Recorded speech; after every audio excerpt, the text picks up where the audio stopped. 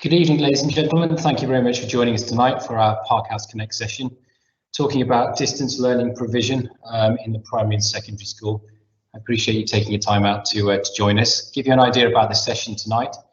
I'll start with an introduction, talk a little bit about the feedback from the recent distance learning survey that we sent out with the newsletter last week. Thank you to those people who took the time to reply and give us some feedback. I'll then hand over to Mrs. Hilton, who'll talk a little bit more about primary provision and answer some of the questions that have been coming in, and also an update on some of the comments that came from the distance learning survey as well. Mrs. Hilton will hand over to Mr. Moyes, who will give an update on secondary provision, again addressing some of the concerns that you've had so far and some of the changes we've made because of that. And finally, we'll finish off with a question and answer session. The intention this evening is that we will finish around 7:45, so we'll see how we go with that. And hopefully we'll cover the majority of your questions. We do have the question and answer session open as well, so please do type in questions you have. What I will say is that we'll deal with general questions. If you have a specific teacher related question, then it's best to go directly to that teacher or ultimately as the first port of call, but Mrs. Hilton will step in from there. But the first port of call, please, is the teacher themselves, and they will be best placed to help you.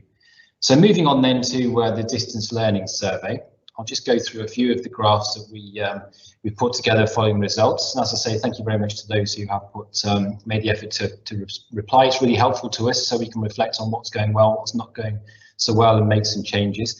So the first thing we asked you was whether or not you felt that the distance learning was giving you a good standard of online provision. And I'm pleased to say that the vast majority of you did. In fact, 76% of you said that it was a good standard of provision. The remaining 24 have given us some good feedback as well. It's not necessarily related to challenge or whether there's enough work. There's a variety of different issues that came out of that, and some of those issues have been used, as I say, to address the points that Mr. Moyes and Mrs. Hilton will talk about a little bit later on. So moving on to the next graph.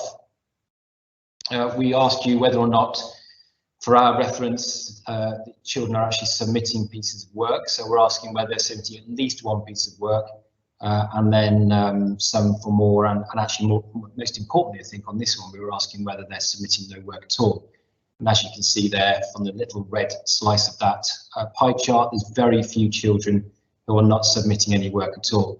And that tells us, I think, that the teachers, we haven't got a problem with that from our end. I think probably the conclusion is from that. So if we haven't got children who are submitting work and you're concerned about that, then please do get in touch with the class teacher, whether it be primary or secondary, and let them know of your concern, and they will certainly offer some feedback as well.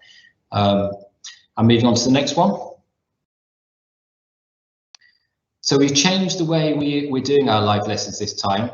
We're in our second phase of distance learning. We went then to 30%, then went to 50% blended learning, and this particular round of live learning or distance learning, we've gone much more with a live lesson model. So we went for live lessons all day, every day.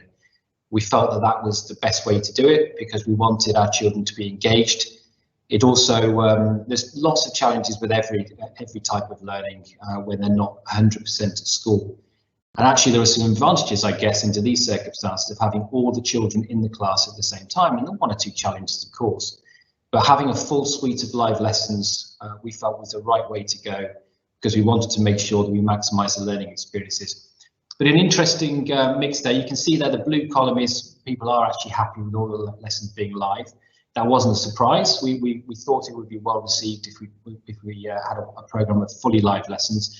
But it's interesting to see there's a significant percentage of people who answered the survey who talked about the fact they would prefer a combination of live lessons and some work, some independent work that we set.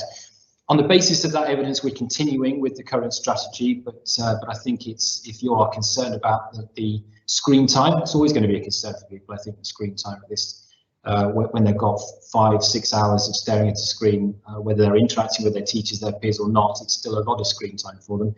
Then you can make some decisions yourself because we do have our lessons recorded.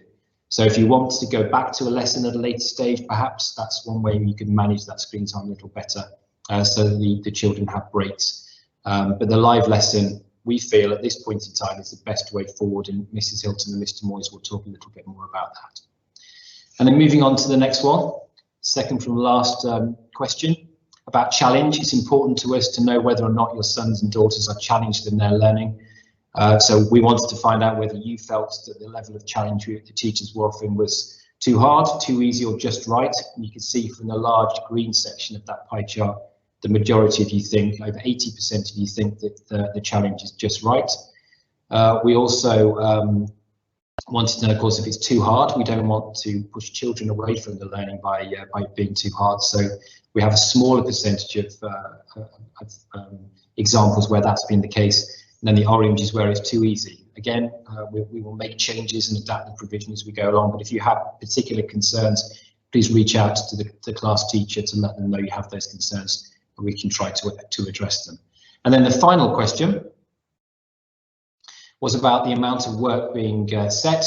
So not the challenge, in other words, the difficulty with the actual physical amount of work being set, whether you felt it was just enough, not enough, or actually too much.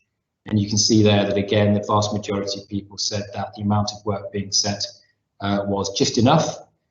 We've got a few people who are saying it's too much, a reasonable proportion of people saying it's too much, and again, that will adapt and change over time with our feedback.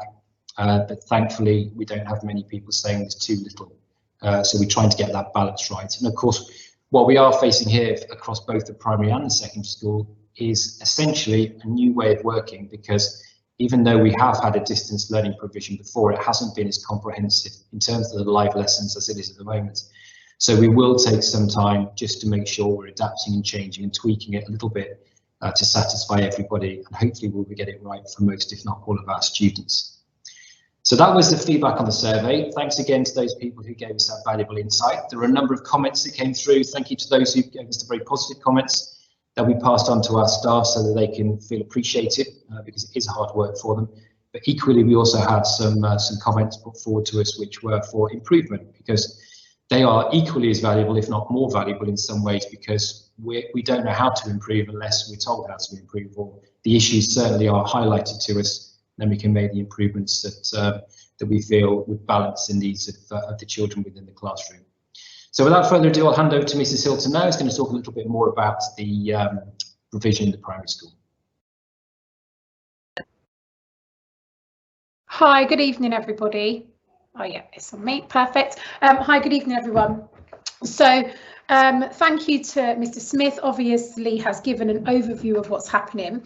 What I'm going to do is just go through what we're actually doing and why we're doing it in the way that we're doing it, but also address some of the concerns that came in from the survey, but also some of the emails that I've had in that have been, I suppose, consistent messages that have come in, and I'll address some of those as I go through. So first of all, I just wanted to go over timetables and why they are the way they are. I think some parents have raised a concern or made suggestions that potentially we could make it a little bit easier by setting lessons on the hour every hour and having that the same consistently across early years, Key Stage 1 and Key Stage 2. And now, while it does seem really simple when you say that, it's actually really challenging in a school for timetabling, because it's not, most of the time, it's not about just the class teacher. We have specialists that the children have, and these specialists work across the whole school as well as across some work across primary and secondary. So the timetabling is done in a way that can meet the needs of all of the children across the whole school. So it's impossible, nigh on impossible, to just have an hour slot for a lesson, and we can't have the break time set at the same time because of those timetabling issues. So that's the reason it's done in the way it's done, and that's why we have for Key Stage 1 and Key Stage 2 put those timings into the children's schedules on Teams, so that you know, they just then have to click on those. I know it's not the easiest way to manoeuvre, especially if you've got more children in the school across the different phases, but it's kind of the best of a bad situation that we've got currently at the moment. So there's nothing and no manoeuvre I can really do with those at the moment. In terms of then the rules for online attendance, and some people have, you know, embraced it and said fantastic, and then some people have raised a couple of concerns about it. So the uniform seems to be going really, really well. We wanted to do that to make the children feel like, number one, they were still in school, but number two, just to keep some consistency for them, and just making sure that getting up and out of bed was done. So that was the reason for the uniform, and all children pretty much are doing that. And if they forget and their teacher reminds them, they then run off and get their uniform on. So we've had some really good feedback there. You know, most children have got a really conducive area for learning, and that's fantastic. Thank you to parents for doing that. And that was just about, when we were having other live lessons previously, children were still laying in bed, and it wasn't the best environment. So thank you for supporting us with doing that. And then a couple of people have raised, well, why is it important for them to be on time for the sessions, etc. And there's a really big reason here. The sessions opens, the teachers have 5 minutes to let everybody in, any internet issues, etc., and then they start with their teaching. If a child comes into that session 15 minutes late, it's completely disruptive to all of the other children, but they miss key parts of learning, and the teachers then will not have time to reiterate and go over this. And also, it's just teaching the children that actually they should be on time. That is the time, and they should be on time. So there can't be flexibility with that time, the timings of the lessons. Children need to be on time in those lessons. If they miss it for whatever reason, there are recordings of all of the lessons there. So there are opportunities for children to catch up on any lessons that they may have missed. And then the timings of the day, we have set them differently for different year groups based on what the children can do independently or not. I would say we've adapted based on feedback. So I know year 2, we were putting work up on the day, and then had a submission time of earlier. And what we've done now is we've changed that based on parent feedback.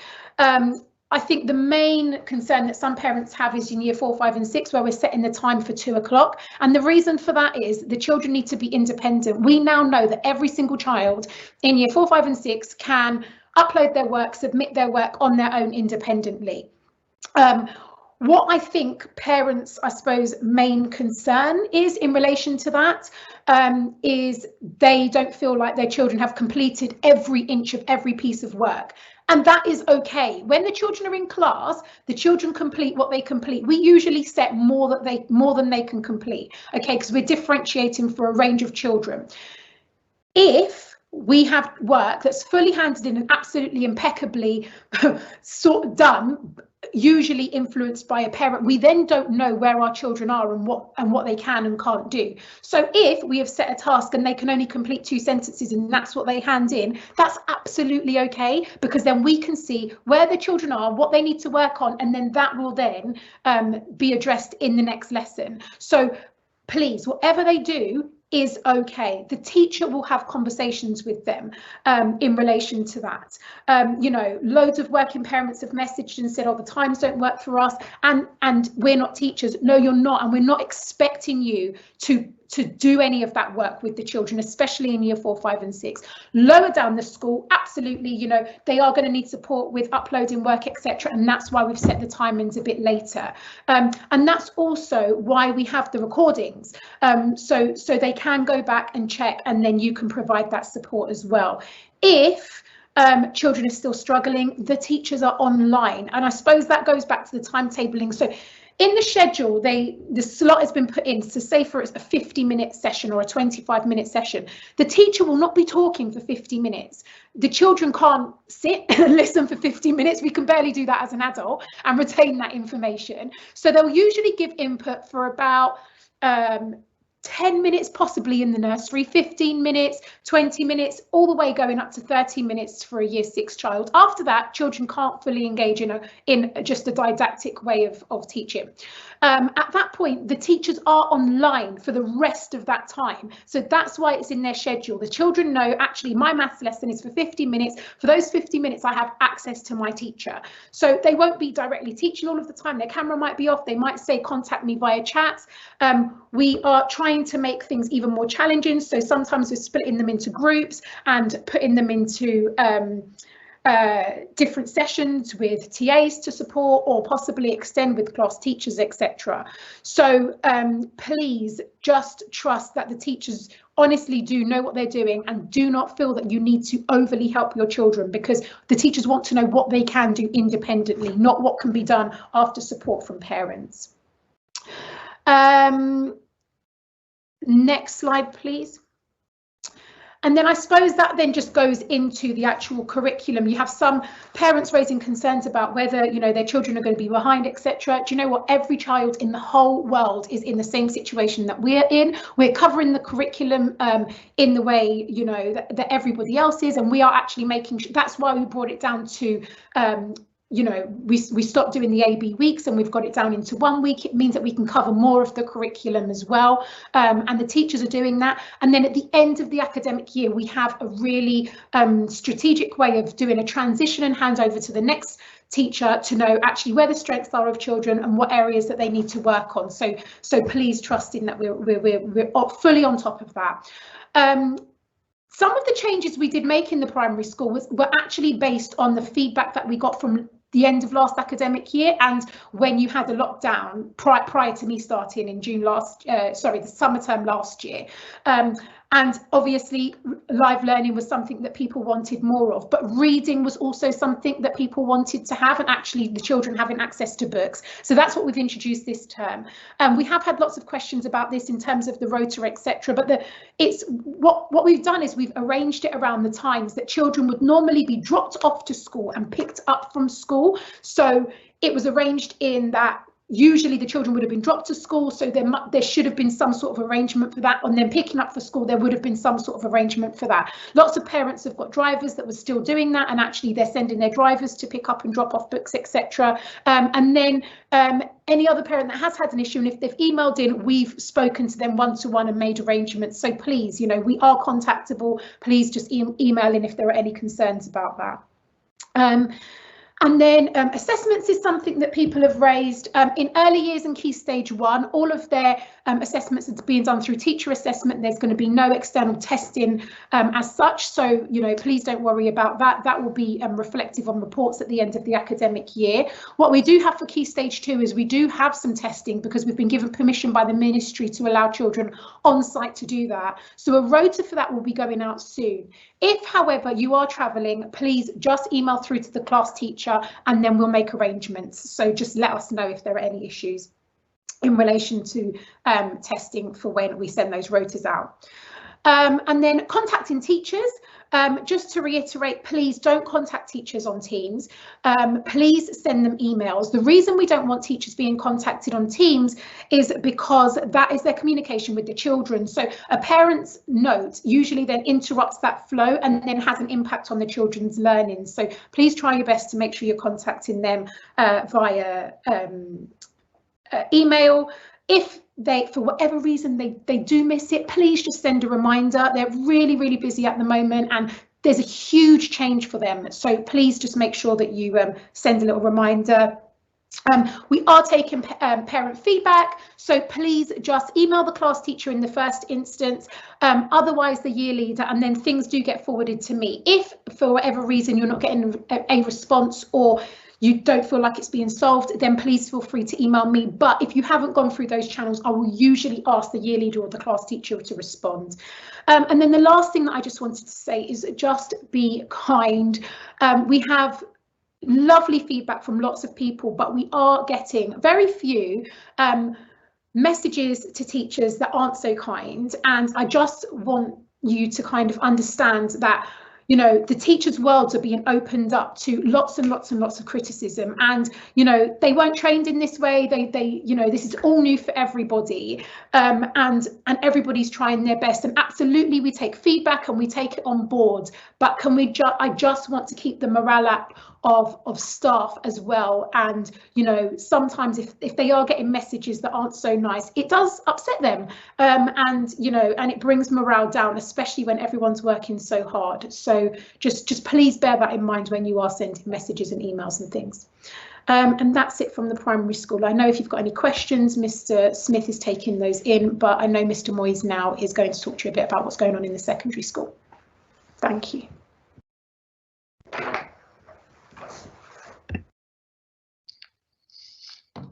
Thank you, Ms. Hilton. And thank you for joining us this evening. I want to talk to you first of all, just obviously about the software we're using in the secondary school, just to make you aware of that. Obviously, throughout the primary and secondary school, we're using Microsoft Teams, and that's in the secondary school, we've been using that for a long time. Certain year groups in the primary school I know have been using it, and that's our main piece of software. So making sure that your children are set up with that and their device works well on that is important. We also are using in the secondary school Microsoft OneNote, which some of you as parents might be less familiar with, and that's a piece of software that allows the students to collate online work. It allows the teachers to share documents with them and view the students' work. It's effectively their online notebook. And so please just check with your students that have they got OneNote on their laptop? Have they got it? Have they downloaded that app and got it installed? Check they've got what they need in OneNote, because that's a piece of software that we used it a little bit this time last year, but really this year that's been used more and more. And I think the way that has developed as a piece of software, it is something we're going to continue to use, even if we were to back fully face-to-face. I think that would still be software that we'd be using. The Microsoft Office suite you'll all be familiar with, but again, it's making sure your students, they've got to log into that through school. Just make sure they've got those apps and they're familiar with them on their device. And certainly in secondary school, a laptop or is more preferable than a phone for their main device if they're looking at what they're trying to, the work they're trying to produce. And certainly with them being online all day, the better size of that screen, the easier it will be in a phone screen. I think they find very difficult. Now, as well as those, other teachers will use other bits of online software and online websites to help them. Padlet and Kahoot are two very popular ones that will have been used. So Padlet's like an online sort of word wall where students can share ideas. Kahoot, you've probably seen, does quizzes. And so making sure that your son or daughter's got access to those will obviously help them with their learning while they're online. Similar to Mr. Hilton, I want to talk about the timetable. The students are following their normal timetable. Now, obviously, we've switched it to a 1 week timetable. They used to have a day 1, a day 2, day 3, day 4, day 5 that was spread over 2 weeks. We've now put that into 1 week, so they have those same sort of 5 days in a row. And that's to just keep continuity of learning and to allow them to be getting the right mix of lessons every week. And I think that's very important for the students to be getting that balance in their education. As Mr. Hilton said, the timetabling is not at all straightforward, and teachers might have 7 or 8 different classes that they teach through the week, so we can't juggle the lessons around, and they have to stick to those sort of 45-minute lesson periods with that timetable. The students should know this timetable, they've been used to it, and in their teams, if they go into their calendars, all of the meetings will be set up there already. So if your son or daughter is having problems with finding the meetings or knowing what times, what's where, if they go into the calendar section on Teams, it will show all of their meetings and they just have to join them as and when. I'm sure that they will be getting more and more used to that, but if they are still saying that, please help them with that. The lessons are 45 minutes long, and I think for an online lesson, that's a good length of lesson in that it allows time for the students to do something, teachers to deliver some content, and students to answer some questions, raise some issues, and actually for them to produce some work without being too long on the same subject, because online lessons are not the same as face-to-face lessons. It is a different setup, it is a different way of working, and we need to be aware of that, and the students are taking time to adapt, as are the teachers. Mr. Smith mentioned in his slides about us being fully online with live lessons now rather than the hybrid model we had previously, and as a result of that change, the students are having more intense time on the computer, and a lot of them will be finding it tiring. So we do just need to be mindful of that as teachers and parents, and we're able to do those live lessons every day because we don't have students in the classroom. And previously, see, one day the students are in the classroom having the face-to-face interaction, and one day they're at home. Now, because it's fully online, we're able to deliver those live lessons full time. Obviously, like primary, we're saying the students should be in uniform. And again, I think the big benefit of that I've seen is that it is making the students be up and engaged and ready for school. They're finding somewhere to work. It is giving them structure. I know that a lot of you will be primary parents here who will be chasing your kids around in the morning. I've got a son in year 6 and a daughter in reception, and certainly my daughter in reception, running around getting her ready in the morning, takes some of my time, but she's excited at the prospect of having her Zoom lessons. She's looking forward to that. Some of you with children in the secondary school might have a different experience in the morning with teenagers of getting them out of bed and getting them ready. And making them be in uniform just gives them that sense of formality and purpose and gets them up and started for the day. And I think that's worked well for them. The lessons will have a lobby in, so the students have to wait in the lobby to be admitted by the teacher. And that allows obviously us to monitor who's coming in at the lesson. We've said since this break that they need to have cameras on, and that has been done well by the students. The vast majority have followed that. But I do stand by it, and I do say to you that if the students aren't turning their cameras on, and it is a persistent problem where they're not having their camera on, and they've been asked, they will be removed from the lesson, because we need to be able to see them. So that will happen, and we make no apologies for that. One of the things we've been using more and more of in the secondary school are breakout rooms. I know primary teachers have started using these as well, from conversation with Mrs. Hilton. And these are really useful for the students because it allows me as a teacher, if I'm teaching my year 10 group, I can introduce a topic and spend 10 minutes introducing a topic. Then I can set them some work to do and put them into small groups. So they're suddenly working in groups of 4 through Microsoft Teams. And the biggest benefit is that allows the students some interaction around the work in a small group. When we have all 26 on the screen, they often are quite shy. They don't often want to speak up. When they go into the breakout rooms, and as a teacher, we go around the breakout rooms and listen into the rooms and see the students and chat to them in them. They are much more engaged with each other, and they have much more interaction. And I think that's a really important part of this. I think that interaction with peers is something that the students are hugely missing out on by not being in school. And being able to sit in a group of 4 or 5 and discuss the work is how they would work in school, and it works very, very well. Homework is obviously a difficult issue while students are at home all day. And so students might have little bits of work to do once the lesson ends, but I'd like to think it was not unmanageable. And looking at the survey results, where people felt the amount of work we set was about right, I think it's important that we keep in mind that a full day of online lessons is intense for the students. Yes, they will have little bits of work to finish off after the school day, but it should not be hours upon hours of schoolwork. Also, with shared resources, the teachers, again, as Ms. Hilton said, this is we did not expect a year on still to be working this way. The teachers sharing resources through Teams, they're also sharing them through OneNote. And if there are things that the students feel they need but haven't got, they need to be talking to their class teacher and saying, "Oh, Miss, you had a PowerPoint with the lesson. You don't seem to.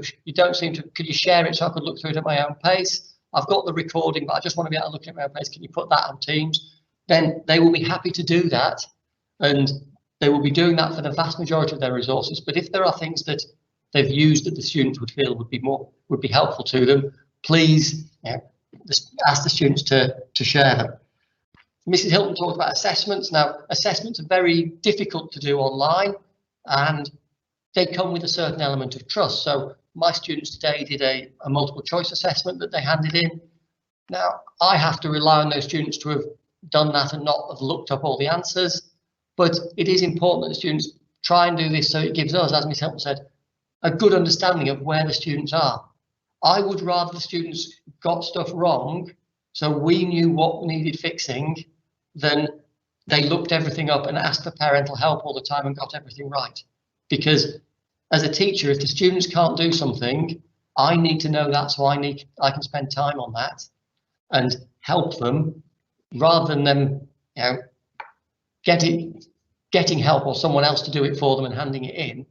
That doesn't help their learning process. So if you are wanting to support your students and your son or daughter, and you can, then guidance rather than doing it for them is the answer. You know, if they ask you a question, you know, give them a hint, but please don't be just saying, oh, the answer to that is this, the answer to that is this, because that doesn't help them learn. In expectations, obviously I've said here that, you know, ask for help. I teach year 13 physics as one of my classes, and I was having a go at them online the other day. I said, look, you've got these assessments coming up, you're doing your A levels, we're doing all the assessments next term. You've moved online, and since you moved online, not one of you has sent me a message on Teams to say, I'm stuck on this question, can you explain it? And they all sort of, you could see them all looking at the cameras and just laughing with sort of embarrassment of like, yeah, we haven't. And make sure they ask for help, you know. So by all means ask their peers, but do message the teachers, okay? And again, with the work, talking about work set there, I spoke about that last time. You know, the students and staff and parents need to have a realistic expectation of the work set. They will be completing work in lessons. So some of the lesson time will be delivery, some will be them completing work, and they will have little bits of homework, but it should not be, you know, hours and hours of homework at the end of the day. I've also mentioned their communication times, and this is, you know, one of the sides of Teams. It is great that students can easily ask questions of the teachers, but I've been speaking to teachers over this week who are receiving messages from students at midquarter, you know, 11 o'clock at night, you know, 5 in the morning, 9 o'clock at night, and, you know, asking questions about, you know, someone was sent a question at midnight, asking a question about something that was due the next day. Now, teachers are not going to be answering their messages at midnight. So talk to the students about when is it, you know, acceptable to send a message? When is it understandable to expect an answer? You know? So just obviously with mobile phones, they're in the habit of WhatsApping their friends or whatever at any time of the day. They think of it and they send it, but they need to realise that teachers will not be checking their Teams messages all through the night, and have realistic expectations of when it is, you know, a good time to send a message and when you can realistically expect a response to that message. Okay, so thank you for your support with the online learning. I know that for the secondary students, it was a lot of them for the first week found it a shock to the system and they found it hard work, but I think the structure is good for them, and that routine in very difficult times is important, that they keep having that daily interaction. So what I'm going to do now is we're going to move over to the Q&A, so if there's any questions, and Mr. Smith will take a lead on looking at the questions. Wonderful. Thank you, Mr. Moyes. Thank you, Mrs. Hilton, for providing that information. I hope that was useful for everybody to understand some of the ways in which we're doing things and the reasons why we're doing them. One thing I will say is we are all parents. I think it's worth pointing out as well, as Mr. Moyes has said, he has a son in year 6 and a daughter in reception. Mrs. Hilton also has a son in year 6, so and I have a daughter in year 11 and a son in year 8. So we are in it with everybody else, appreciating the good things and the not so good things. So with our experiences and feeding them back, we're also contributing, hopefully, to improving our online learning. I must say that my daughter in year 11 and son in year 6 don't bound out of bed like Mr. Moyes' reception child, excited to be learning on Zoom. It's quite a challenge to get them out of bed to get going, but once they get going, they actually do a good job and concentrate quite well. But I'm acutely aware of the challenges they face in getting things into perspective and learning well and submitting all their work on time. It's certainly been a real challenge and a learning lesson for them in terms of independent learning, meeting deadlines. So there are quite a few advantages that come out of this situation, even though none of us would have wished it to have happened in the first place. A few questions have come in. One of the things I was going to talk about, I'll publish the questions as they come in, so you'll see them probably on the right-hand side of your screen. The first one is, and what I was going to talk about, so thank you to the person that submitted this question. Can it be assumed that learning will remain fully online for the remainder of the term? Well, we don't know, is a simple answer to that. It's, as you will know, and some of the communications I've sent out, we get no advanced warning of any decision that's taken as far as school opening is concerned. So we tend to find out at exactly the same time you do, and it's a surprise to us. We can get some rumours perhaps, but we've had many false rumours as well over the last year or so. All I will say is that we are ready for whatever comes to us. So we have full reopening, which is unlikely, of course. We can go to a blended learning programme because we've already done that. We have all of our safety procedures in place. None of those have changed. And we also are prepared to have fully online learning right up until the end of the academic year. So all I can say to that is that when we know anything, we will absolutely let you know. But when we do get what is likely to be very short notice for whatever change it is, then we will be ready and prepared to make sure the learning continue in the best way it can. I will publish the next one and ask Mrs. Hilton to have a look at this. So one of the questions that comes in here, I think it's possibly for a primary school child, but also it may be relevant to secondary. Could you extend the assignment time limit to 4 PM instead of 2 PM because the time is so tight? Based on observations, our child is running around trying to catch up with the time limit. So, Mrs. Hilton, what can you say about that? So, if it is a primary student, it has to be a child in year 4, 5, and 6. And I think I mentioned that earlier. The reason for the 2 o'clock finish is because they are given enough time to finish the work that they can during that lesson time. So for example, if they're given a 50-minute lesson, for example, the teacher's done the intro, they complete their work, they submit whatever they have completed in the time given, so the teacher can see what they can do. What's happening at the moment is either children are putting a bit too much pressure on themselves to complete every single task, and the teachers have been spoken to and they know that they need to say to the children, whatever you've done, just submit what you've done. In class, they would not complete every single question. So please just reassure them whatever they've done in that time span is what they should submit. There's a combination of reasons for why. The teachers need time to be able to mark their work at the end of the day to then be able to inform their planning for the next day. That's one of the reasons. The second reason is we do not want the children working hours after the given time of the school day. That is already an hour after the school day. We don't want them working into the evening because we need to think about their well-being as well. And then I suppose the other thing is, again, if we leave it till 4, parents will wait till they get home from work, and then there's going to be a whole, right, mum needs to check through it or dad needs to check through it before it's then submitted. And we don't want that pressure on parents. I mean, Mr. Smith's already mentioned that I've got a son in year 6, but I also have a 3-year-old at home too. So by the time I, as a parent, have got home from work, what was happening prior to this situation was I was getting home, and even though he'd had an online day, he still hadn't put all of his work online. I also don't have a bounding reception child ready to go into learning, online learning, my son. And my son isn't the typical teacher child who loves school. So, it's usually a fight to get anything done.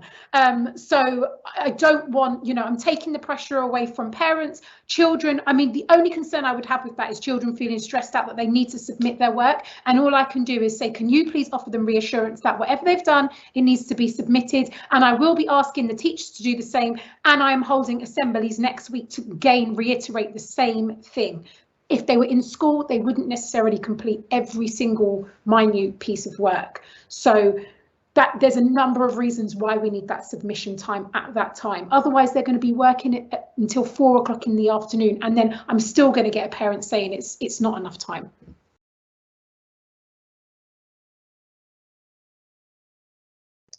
Okay, thank you, Mrs. Hilton. We've got a couple here about end of year exams, so I will just send those through. so we can answer them in one. I can answer them, and if Mr. Moyes would like to, and also there's one here for year 5 and 6 as well. We will be having end of year tests. I think we've just briefly mentioned those in the presentations. They will be the GL assessments, which are the ones that we will run at the end of the year. They're external assessments, they're done online. What we have to do is ask the ministry for permission to have children into the school to do these tests, which we're doing, and the ministry are quite happy for us to do it as long as we set out all of our precautionary procedures. They'll only come in once to do the tests and then they're done, so there's no risk of them coming in and having to repeatedly come back into school again. The tests that we run are tests which give us a measure of progress, so they can allow us to have a look at how much progress your son and daughter has made over the year. It allows us to analyse the effectiveness of our programmes. It allows us then to make some changes for next year, and also gives us a set of data for your child when they go into the school for the next academic year. We have a set of data which helps us to make sure we can plan for the needs of each individual child. So they're really important for us, and I can assure you that we will take every precaution we possibly can to make sure the children are safe when they're doing them as well. The other one that's come in is the list of emails for subject teachers to contact in secondary. Mr. Moyes, would you like to answer that one? Yes, the students should actually have all the email addresses because they are linked to the teachers' Teams account, so they should be findable there. If not, what I'll speak to the teachers and look at how they can make sure that emails are shared on Teams, so that the students have them if they don't.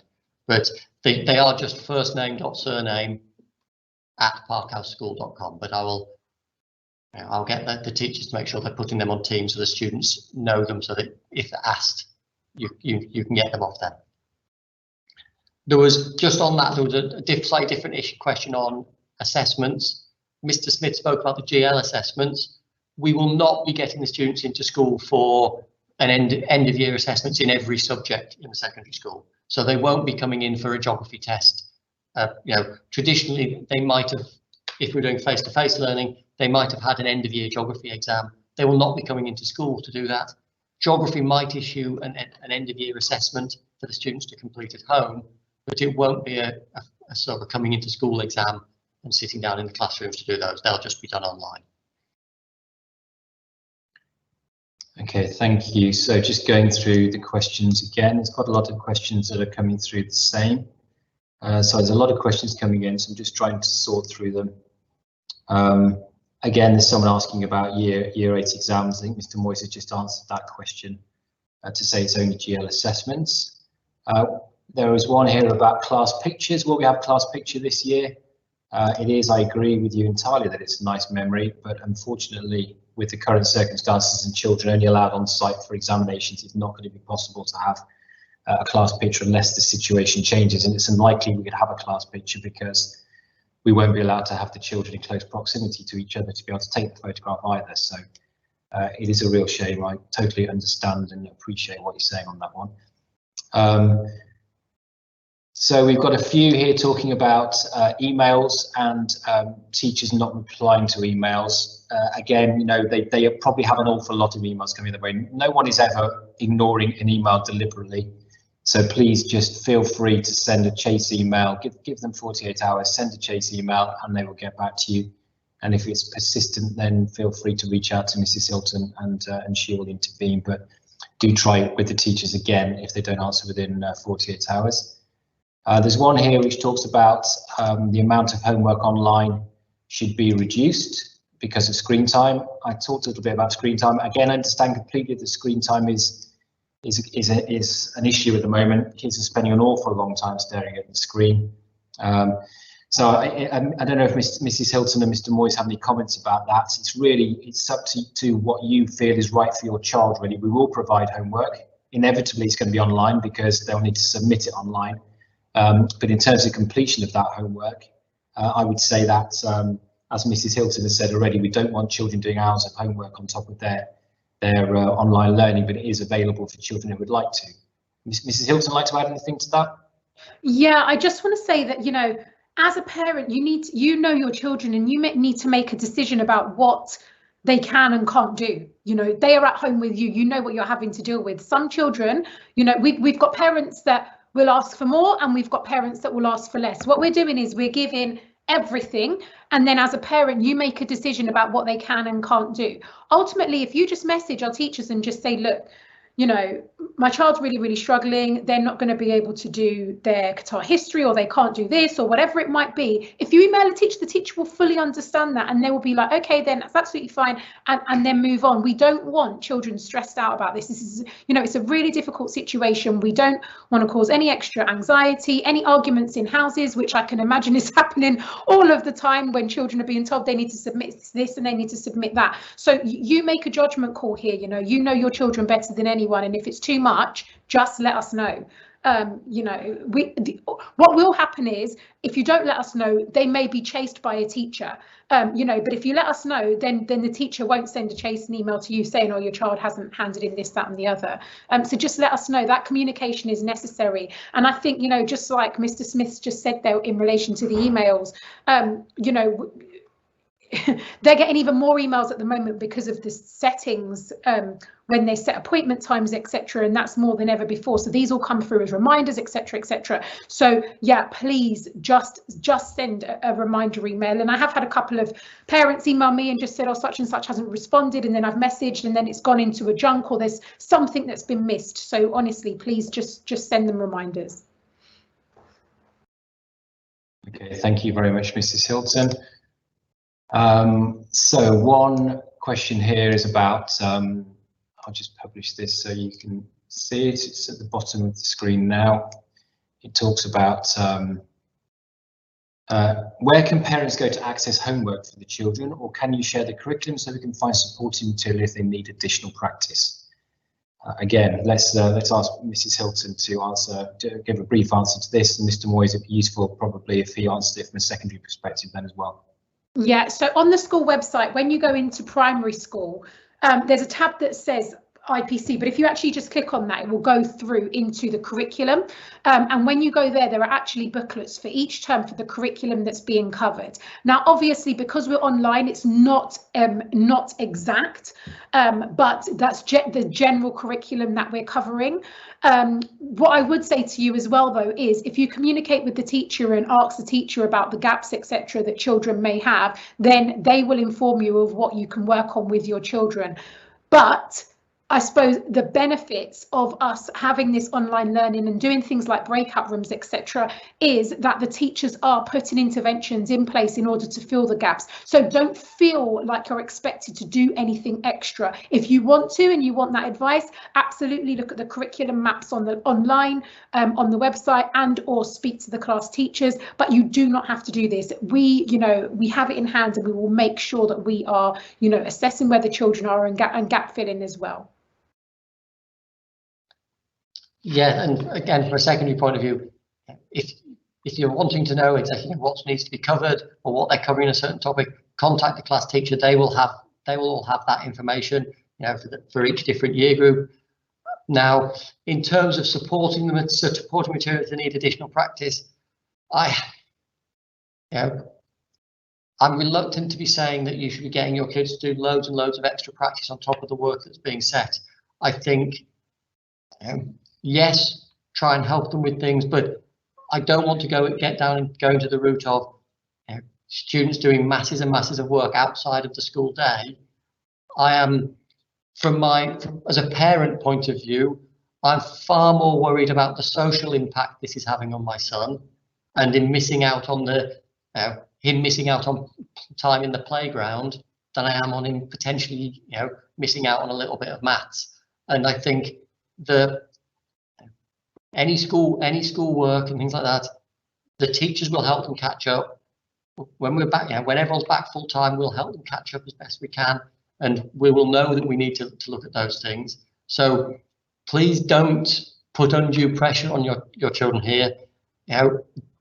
They are still children, and we need to make sure they get a chance to try and be children as much as possible. And I've mentioned my son in year 6. It's his last, like all of year 6, is his last year of primary school. He hasn't been in the playground once, and that's far more of a concern to me than he might not be exactly where he would have been in maths if we'd been in full time. So yes, try and support them, but don't be over pressuring them with work and extra work if you think, if you've got a slight worry, because it's just added stress for the students. And can I just kind of remind everybody that every child in the world is in exactly the same position. This isn't just something that's, our children, this country, etc. All of the children in the world are in the same situation. So please just remember that they're going to be falling behind. They're all at the same level that they're at because they're all in the same situation. Okay, last two questions that have come through. Then one here, which is an interesting one. I'm sure that many people will be facing ups and downs with throughout this process, as we are struggling to keep our child motivated. I think we just have to understand that this is very difficult for the kids. It's difficult for you as parents. We as the staff of the school are doing our very best to try to keep the children engaged. But we understand that this method of learning doesn't suit everybody, and what we don't have, if a child is sat in front of a teacher in a classroom, a teacher can immediately identify whether that child is focused, is attentive, and is learning, needs a little bit of extra stretch and challenge, needs a little bit of extra support, or perhaps needs some other kind of intervention. We don't have that insight necessarily if we are looking at children on a screen. So whilst I do completely and utterly sympathise with your position with struggling to keep your child motivated, reach out to the teacher if you think there's specific issues that we could do to help. But I would hope that with some intervention from the teacher, knowing about that particular situation, that can be made better. And then the final question we have is, can we have mandatory PE lessons after Ramadan? The PE is on the timetable, both primary and secondary. The PE staff are providing online PE lessons. So when your son or daughter is ready to participate in PE lessons, they are ready and able to do so. So please encourage them to do that, because essentially they are mandatory. They are part of the curriculum. They're being provided, so the students should be getting involved. And we're keen for them to do that, of course, because we want them to stay very healthy, because they're not allowed to get out and about as much as they would do ordinarily, perhaps. So by doing their online PE lessons, it's going to give them an opportunity to do that. So there concludes our session. Thank you so much for attending. We really appreciate you taking the time to listen to the perspective of the school. We also appreciate your comments and questions coming in so we can understand your perspectives. We want to encourage this dialogue. We want to make sure that you're asking us questions, giving us feedback, letting us know what's working well, letting us know what's working not so well, so that we can make changes accordingly. This is a partnership. This is not all about us dictating how it works. We have to listen to our parents and our students, because that's a sensible thing for us to do to keep everybody engaged. There will be ups and downs. We'll do our very best to keep your sons and daughters engaged. As soon as we have any information about changes, resumption of blended learning, or whether or not we're going to continue right up until the end of the school year in a distance learning capacity, we'll let you know about that. Please don't hesitate in the meantime to get in touch if there's anything you need. Thank you very much, everybody, and have a good evening.